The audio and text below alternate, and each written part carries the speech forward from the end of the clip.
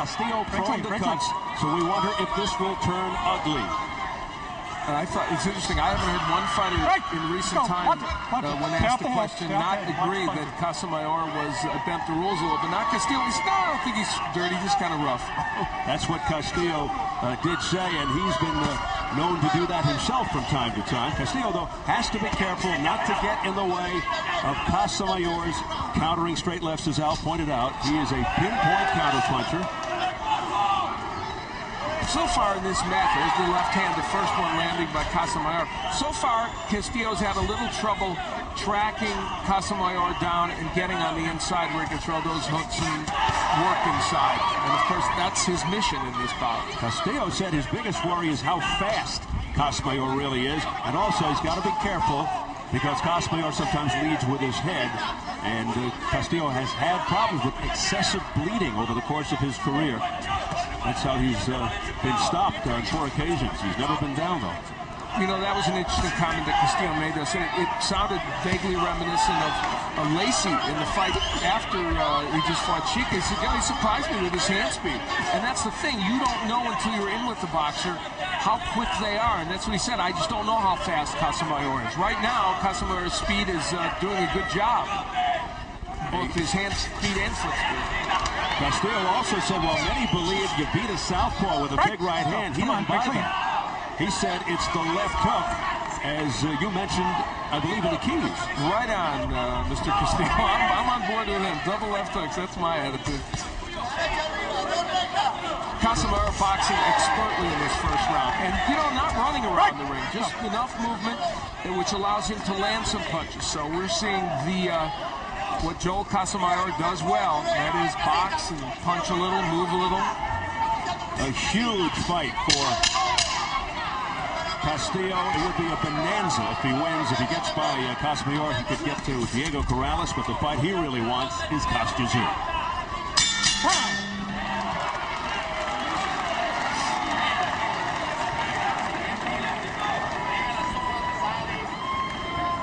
Our translator tonight is Eric Jones.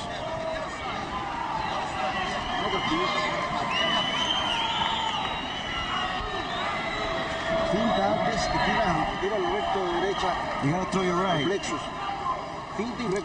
Boom, boom, combos. Hit him in the head. Poneme esta grasa ahí. Rápido, no rápido. He was fast, he was fast. Put him up against the rope. You throw a right, you gotta throw a right, then a left, and then another right. Keep throwing right to left. Keep your hands up. Sintió la mano ya. He knows that you hit hard, don't worry about it. Hey, Luis.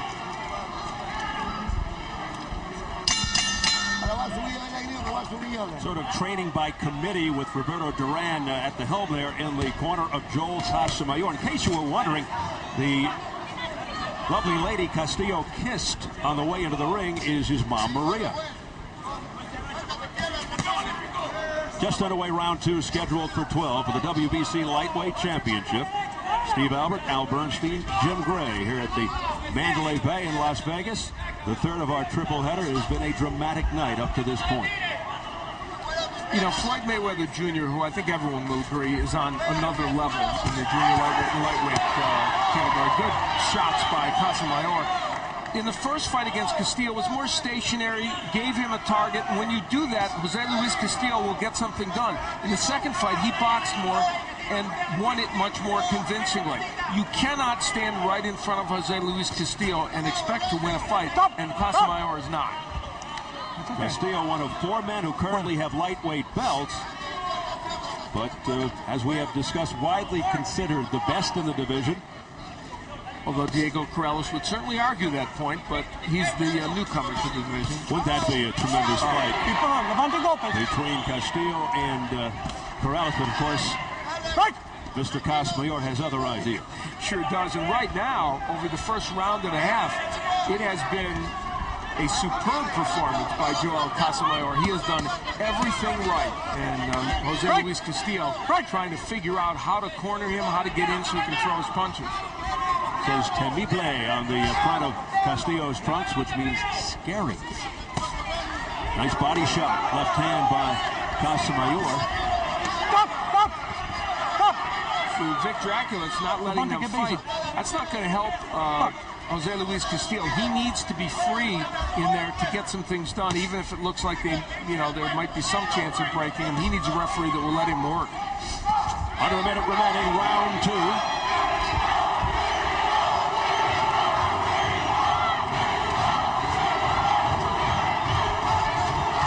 It's Jose Sapillo on the front of the trunks of Casamayor, which means the brush. Right there, Casamayor refusing to let himself be trapped against the ropes. He moved right off those ropes and got to his right. He can feel where those ropes are coming, and he'll get away from them. And the elusive Casamayor is so good at brushing off punches and attacks from opponents through the years. Castillo coming forward. Missing with that right. Wow, that was a half hook, half uppercut. That was one that he intended to end this fight. That had mean intentions. Brilliant boxing by Casamayor.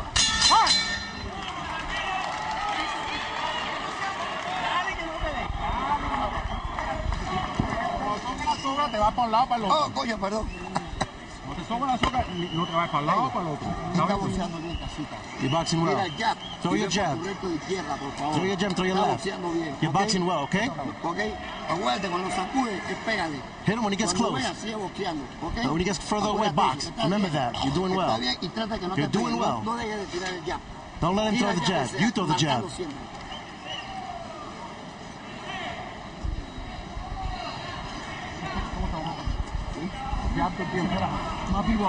You gotta be more lively, more active.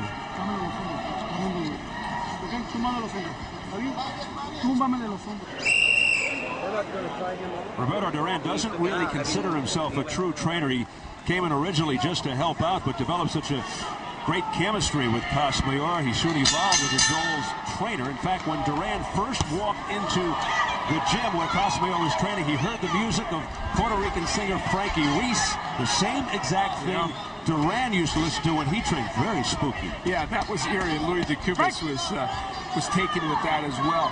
Duran told us that there would be a surprise from Casamayor tonight.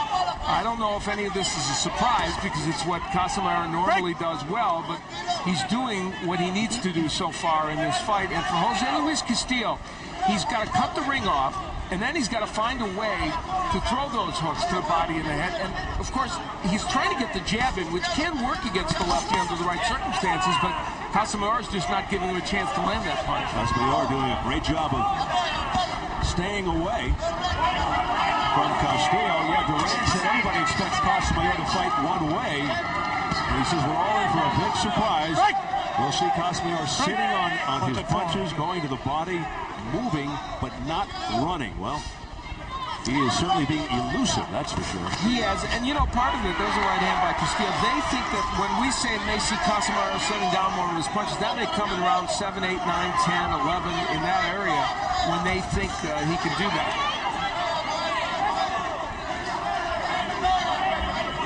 And there are moments when Castillo has him close enough and in punching range, he's just not able to land. So Castillo trying to figure out how to get closer and land those punches against Joel Casamayor. Castillo, a tough, determined, hard-nosed guy who lives up to his warrior persona of a Mexican fighter. Nice right hand on the inside by Castillo. Now remember Diego Corrales in the fight, the second fight with Casamayor. Probably won that fight mostly on the strength of a great jab, which he was able to get in. Castillo's trying to use that punch. Now this round, we've seen a little bit of a change in that the Castillo right hand is starting to get home for the first time. Let's go. Come on.